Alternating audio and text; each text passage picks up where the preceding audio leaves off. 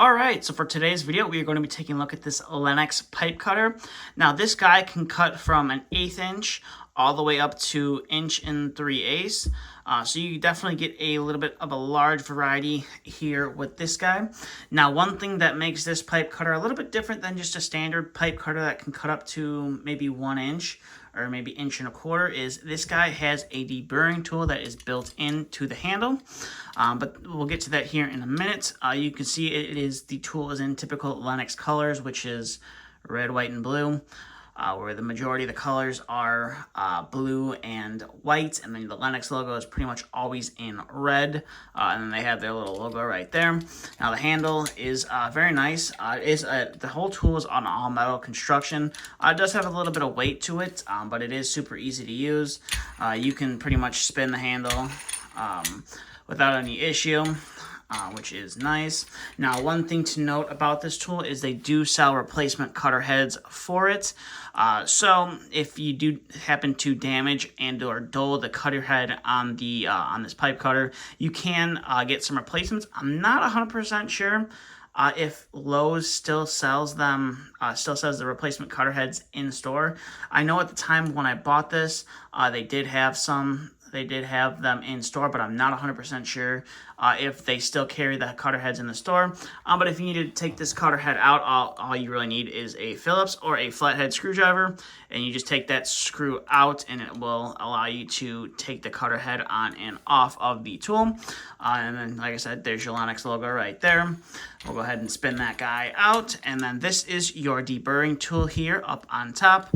I generally find that using 2 fingers to push it up is a lot easier than just using 1 finger, but that is just how I like to do it.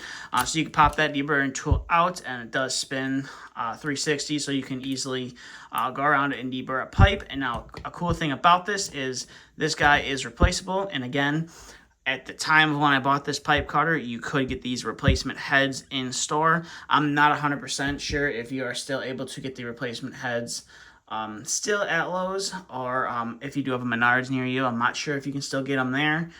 But you definitely can order those guys online if you need replacements. And then if you have the cutter head like that, it will stick out. So if you are going to use the deburring tool, it's always good etiquette to put it back in there like that, so then you don't have the cutting head sticking out and have to worry either about that catching on something and or possibly breaking that deburring tool.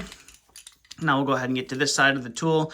If for some reason you did need to take this tool apart, maybe you had a roller, you wanted to grease these rollers, you just got to pull a Phillips head screw out. I believe it's a number 1, and you can take the take all those out, pull the whole tool apart, and do whatever you need to do on there.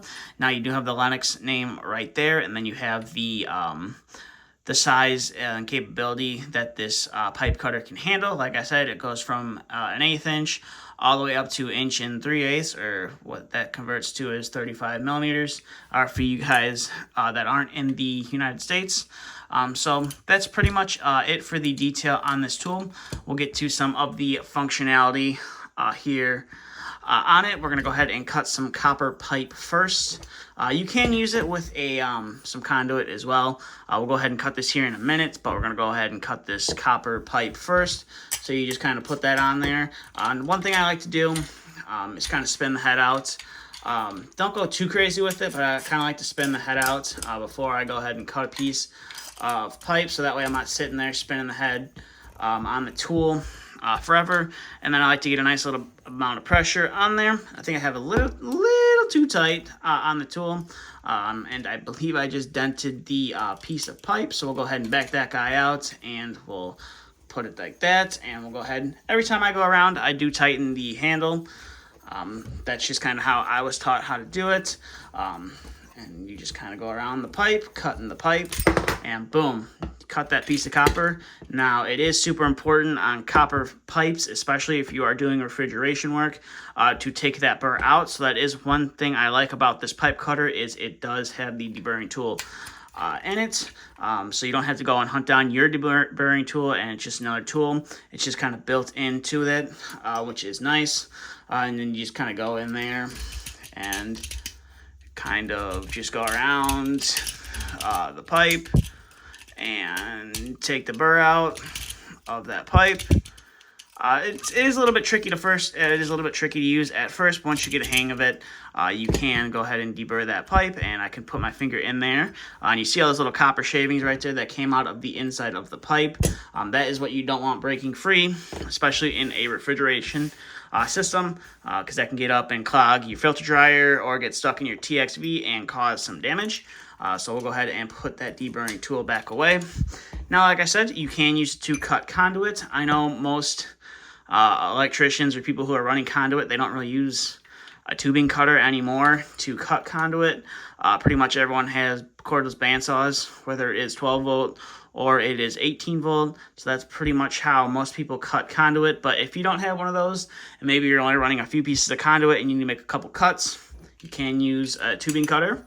And again, you just kind of put it in there, have it sit fairly nicely on those rollers there on the inside. Don't make it too tight. And then every spin you go around, you just tighten it up every spin, and eventually it will cut that piece of conduit. Now, the conduit's going to take a little bit longer than the copper. It's a little bit harder of a metal, but it will, you know, it'll cut through it. You're just going to have to go around a few times to do it, and as you see right there, cuts that conduit without any issue.